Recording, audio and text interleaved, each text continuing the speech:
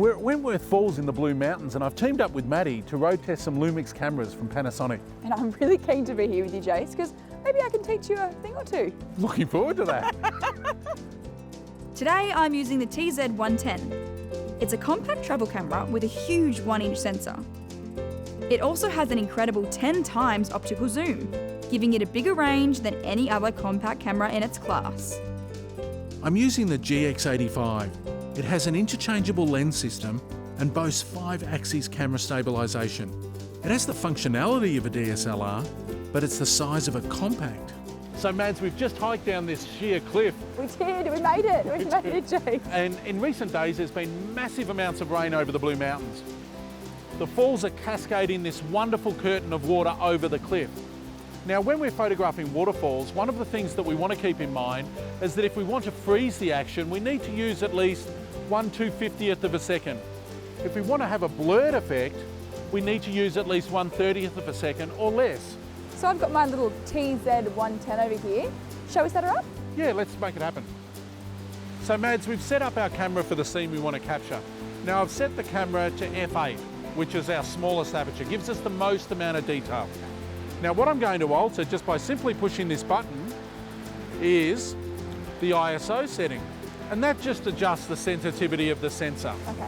And I've set it to 125, so quite slow. Let's push the shutter and see what we get. I'm going to push it a little further, and I'm going to hold this neutral density filter, which is a dark piece of glass, over the front of the lens and see what happens. Okay. Nice. No, it looks awesome. I like the silky look to it, hey? So that changed our exposure to 1/2 a second, which meant more water flowed through the waterfall. I'm working with the GX85.